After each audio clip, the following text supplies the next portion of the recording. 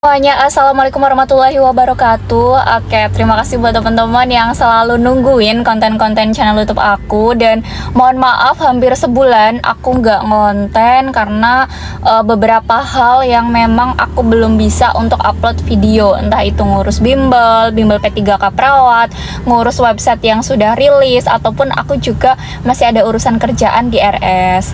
Dan kebetulan kita juga kebentrok untuk lebaran ya. Sebelumnya aku juga mau ngucapin minal aizin wal faizin, mohon maaf kepada semua peserta bimbel ataupun semua penonton channel YouTube aku yang selalu setia nontonin channel YouTube aku. Aku mohon maaf lahir dan batin dari diri aku sendiri kalau misal banyak kesalahan selama aku ngonten ke teman-teman. Jadi mohon dimaafkan atas segala kesalahan, baik yang disengaja maupun yang tidak. Oke, aku ngonten ini sedang di alun-alun, jadi mohon maaf kalau misal nanti banyak gangguan. Dan harapannya nanti dari channel YouTube aku teman-teman bisa lulus ujian P3K baik teknis, guru ataupun perawat. Oke, nggak perlu lama-lama. Jadi di sini aku sedang membahas soal untuk persiapan ujian P3K teknis, guru dan perawat ataupun tenaga kesehatan di tahun 2024. Jadi ini pembahasan soalnya itu umum ya, semua itu dapat mansoswan namanya, manajerial, sosiokultural dan wawancara. Oke, di sini aku bahas soal nomor 1 ya teman-teman ya. Ada soal nomor 1 seperti ini. Di sini sebuah kompetisi IT yang diadakan di kantor Anda. Ini tim IT Anda itu memiliki skor yang paling kecil atau yang kecil dibandingkan dengan tim IT lain. Satu anggota lain ini memberikan saran, dengan melihat selisih skor yang cukup jauh, lebih baik tim IT Anda itu menyerah saja karena merasa tidak ada peluang untuk mengejar tim IT lainnya. Jadi itu intinya dari rekan kerja kita yang lain, udahlah tim IT kamu tuh nyerah, kayak gitu. Kita dianjurkan untuk nyerah. Pada situasi yang seperti ini, bagaimana tuh sikap kita sebagai orang yang disuruh untuk menyerah? Yang A, mengikuti saran anggota lainnya dan cukup fokus pada proses saya bersama tim, kalah pun tidak menjadi masalah. Kemudian yang B, berusaha memberikan semangat kepada tim saya walaupun tidak banyak yang bisa saya lakukan untuk mengejar selisih skor. Oke, boleh. Kemudian yang C, memberikan semangat pada anggota tim dan tetap melakukan yang terbaik dalam kompetisi apapun nanti hasilnya. Oke, ini juga boleh. Yang D, tetap melakukan yang terbaik karena saya yakin kemampuan anggota tim saya itu mampu mengejar skor tim lainnya. Jadi intinya ketika kita dijatuhkan oleh rekan kerja kita, udahlah tim IT kamu tuh ngalah aja gitu kan. Kita tuh harus punya semangat yang tinggi, motivasi yang tinggi, dan harapan yang tinggi bahwa tim IT kita itu memiliki harapan yang cukup besar juga bisa lulus seperti mereka, bisa mengejar skor mereka. Jadi skor yang tertinggi apa teman-teman? Tetap melakukan yang terbaik ya, memberikan semangat pada anggota tim itu boleh. Dan nanti jadi kita lihat atau cari jawaban yang terbaik. Tetap melakukan yang terbaik itu boleh karena kita itu yakin. Nah, ada prasangka bahwa kita itu yakin, berpikir positif, optimis ya. Ini yang paling bagus, skornya 4. Kemudian memberikan semangat itu skornya 3 kepada anggota tim lain, kepada anggota tim kita, dan tetap melakukan yang terbaik. Kemudian berusaha memberikan semangat kepada tim itu skornya 2, mengikuti saran anggota lainnya dan cukup berfokus pada proses saya itu skornya 1. Jadi tipsnya untuk mengerjakan soal manajerial atau mansoswan, teman-teman pilih jawaban yang paling positif, yang paling itu menggambarkan bahwa itu kita tuh mampu gitu loh, kita integritas, kita bisa mencari solusi, kita tetap optimis ya. Itu merupakan jawaban yang terbaik. Jangan sampai kita menjatuhkan rekan kerja kita ataupun menjatuhkan semangat dari rekan kerja kita atau tim kita yang sedang berjuang. Oke, gampang banget ya teman-teman ya soal nomor 1. Kita lanjut ke soal nomor 2. Oke, soal nomor 2 ya teman-teman ya. Di sini soalnya cukup panjang, jadi ketika teman-teman mendapatkan soal yang cukup panjang, tips dari aku, oke, mohon maaf kalau misal bahasanya ngapak karena aku asli Kebumen ya. Jadi teman-teman yang mau bimbel langsung ke Kebumen boleh banget nih. Di sini teman-teman baca 2 kalimat terakhir. Di mana? Di sini. Dari situ atau dari sini nih. Ternyata rekan Anda itu juga akan menuju kantor yang sama seperti Anda. Atau teman-teman boleh baca dari awal. Hari ini tuh merupakan hari pertama Anda bekerja sebagai karyawan baru di sebuah perusahaan swasta ternama di Jakarta. Pada perjalanan menuju kantor, Anda itu melihat rekan kerja Anda yang pernah Anda temui pada saat mereka pelatihan lalu sedang mendorong motornya. Intinya rekan kerja kita tuh motornya sedang rusak gitu ya. Ternyata rekan Anda juga ini akan menuju kantor yang sama. Ya, di tengah perjalanan motor rekan Anda itu mogok. Jadi motornya rekan kerja kita tuh mogok, teman-teman. Lalu melihat Anda serta melambaikan tangan. Jadi ketika melihat kita, dia itu melambaikan tangan meminta pertolongan untuk membantu mendorong motor miliknya. Sementara itu, jam di tangan Anda itu menunjukkan sisa waktu yang Anda punya untuk tepat waktu datang ke kantor hanya 15 menit. Jadi waktunya kurang 15 menit sampai di kantornya, teman-teman. Melihat rekan kerja Anda yang meminta bantuan, kira-kira sikap yang teman-teman bisa lakukan tuh gimana? Apa yang akan teman-teman lakukan? Yang A mengatakan bahwa saya tidak bisa membantunya dan memberikan uang untuk mencari kendaraan umum menuju kantor. Kita memberikan solusi. Kita menolak membantu, tapi kita ada solusi alternatif tuh. Ya, tapi kan diberikan uang sama aja dia telat. Berarti yang A kurang tepat. Yang B meminta rekan kerja menitipkan motor miliknya kepada warga sekitar dan ikut bersama saya menuju kantor. Oke, ini boleh. Ini solusi juga. Dan bagus nih. Yang C mengomeli rekan kerja saya karena tidak mempersiapkan diri dengan baik. Terlambat itu konsekuensi atas keteledoran. Ini kurang tepat, pasti skornya 1. Karena kita menyalahkan. Padahal yang namanya musibah itu kita nggak ada yang tahu. Kemudian yang D membantu mendorong motornya sampai ke kantor. Karena tidak mungkin saya tidak membantu rekan saya yang kesusahan di jalan menuju kantor yang sama. Kalau ini itu kurang solutif. Kenapa? Kita kalau dorong otomatis kita juga akan telat ya. Jadi ini skornya 3. Skor 2 yang mana ini? Kita udah menolak kemudian memberikan uang. Lah skor yang 4 yang mana? Yang B. Karena yang pertama kita memberikan solusi alternatif. Udah, motor kamu tuh ditinggal aja. Silakan kamu ikut aku untuk berangkat bersama supaya tepat waktu dan tidak telat. Gitu ya teman-teman ya. Soal nomor 2 clear, lanjut ke soal nomor 3.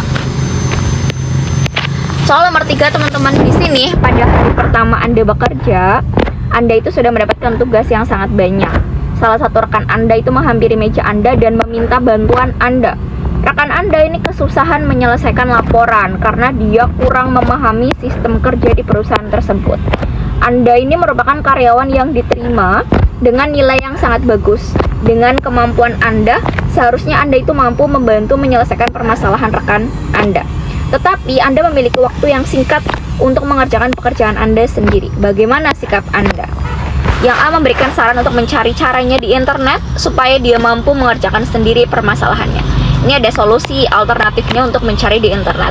Kemudian yang B membantu mengerjakan laporannya dengan cepat, lalu memberikan kepadanya setelah selesai.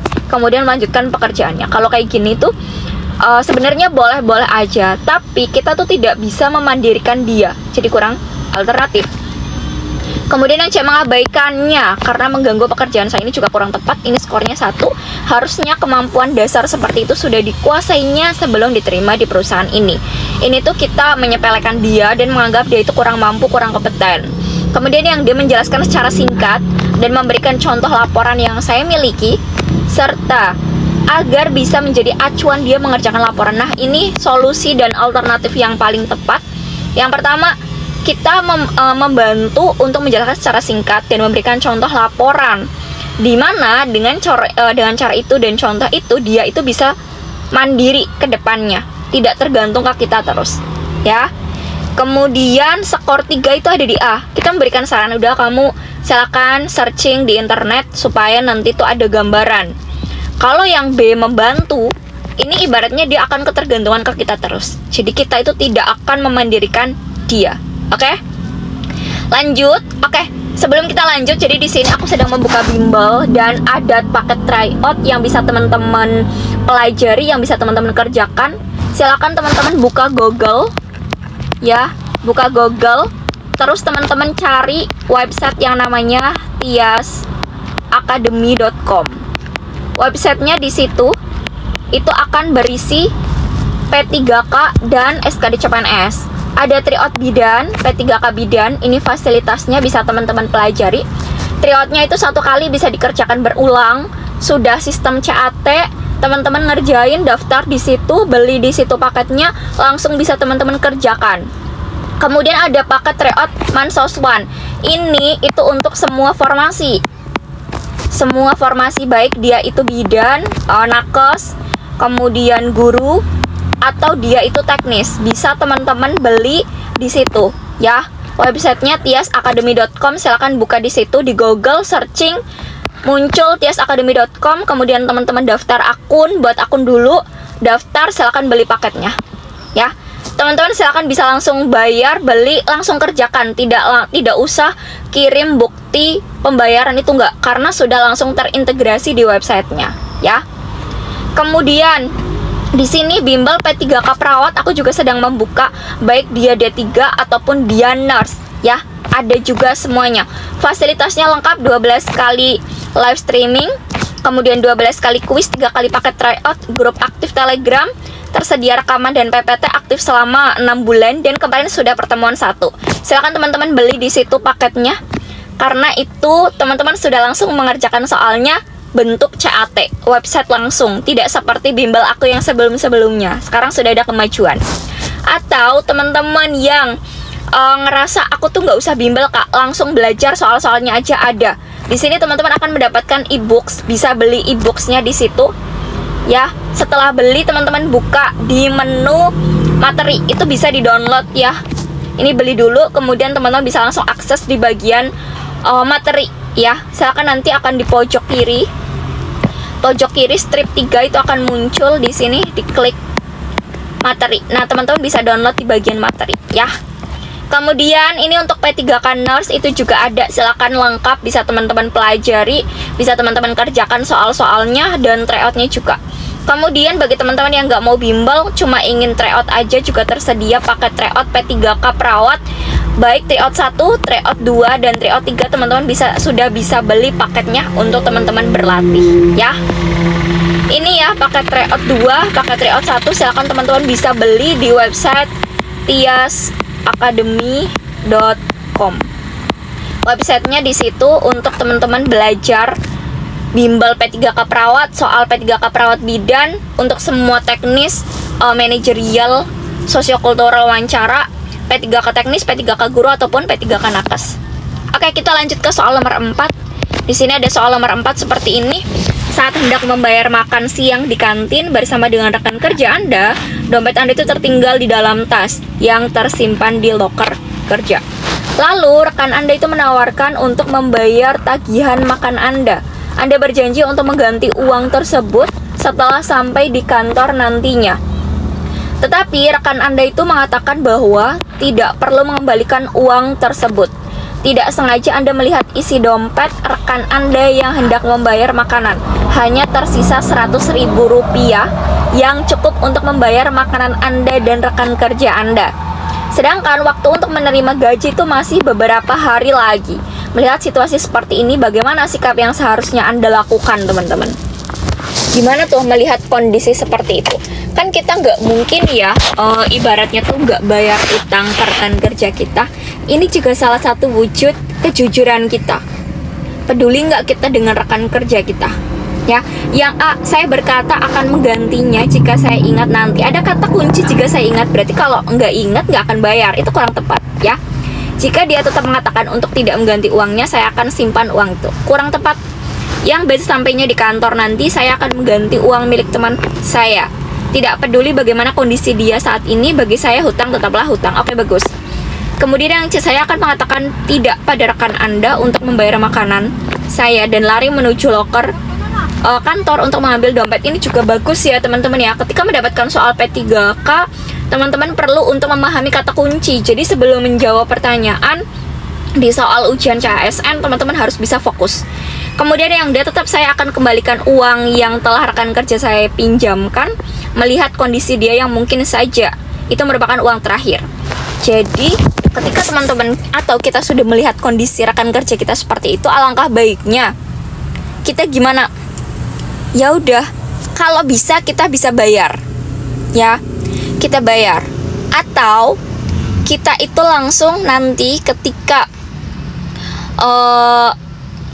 kembali ke kantor kita langsung ganti.